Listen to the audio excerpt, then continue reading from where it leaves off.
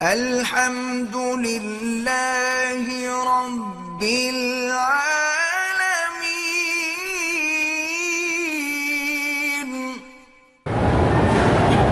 اس لیے اللہ ہدایت دے اور اللہ تبارک و تعالی صراط مستقیم پہ قائم دائم رکھے۔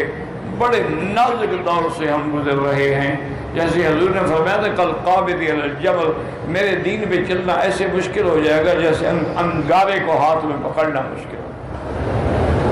حضور کے زمانے میں داڑھی رکھنا واجب تھا، آج تو داڑھی رکھنا جہاد ہے، کیونکہ آج تو داڑھی پر مذاق اڑائی جاتی، داڑھی والوں کو نفرت کی نظر سے دیکھا جاتا، داڑھی والوں پہ طنز کیا جاتا، اور بعض مسلمان کلمہ پڑھنے والے شرط کرتے ہیں لڑکی کے رشتے میں کہ جی اگر داڑھی ہے پھر اس طرح پھروائے پھر ہم لڑکی کا رشتہ کریں۔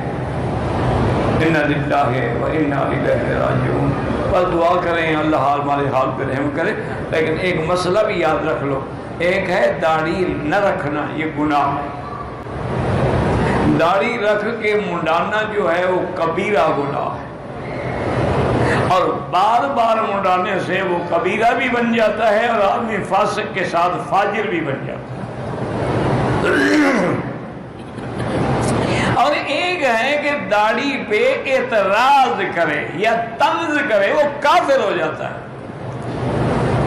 پھر وہ گناہ نہیں، وہ کفر ہے۔ یعنی جیسے بیوی کہے جی مجھے آپ کی داڑھی اچھی نہیں لگتی، بال لگتے ہیں، مجھے چبھتے ہیں، وہ تو کافر ہوگی، نکاح ہی ختم ہو گیا، پھر بیوی رکھنے کی کیا ضرورت ہے؟ کافر کا نکاح تو ہوتا ہی نہیں۔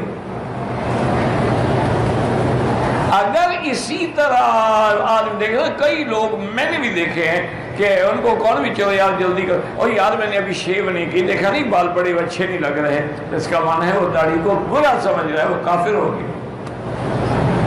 حضور کی سنت کو برا سمجھنا، اعتراض کرنا جو ہے وہ تو کفر ہے۔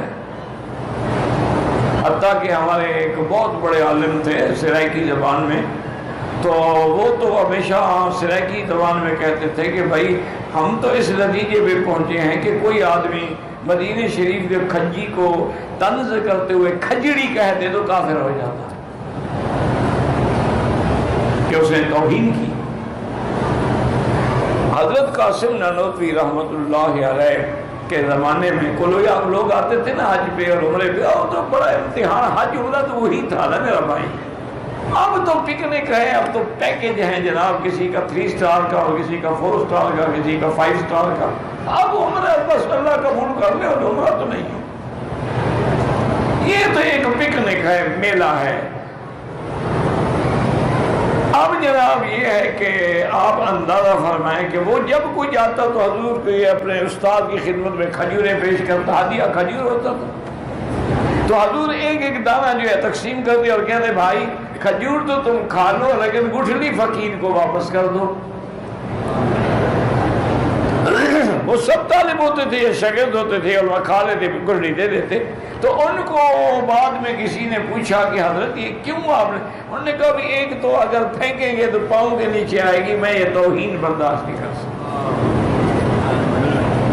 اور دوسرا یہ ہے کہ میں ان کو سائے میں خشک کرتا ہوں، یہ جب مہینے میں 15 دن میں اچھی طرح خشک ہو جاتی ہیں، ان کو پیس کے ان کا پاؤڈر بنا کے میں سرمے میں بھی ڈال دیتا ہوں، دواؤں میں بھی ڈال دیتا ہوں، تو اللہ اسی سے شفا عطا فرماتا ہے۔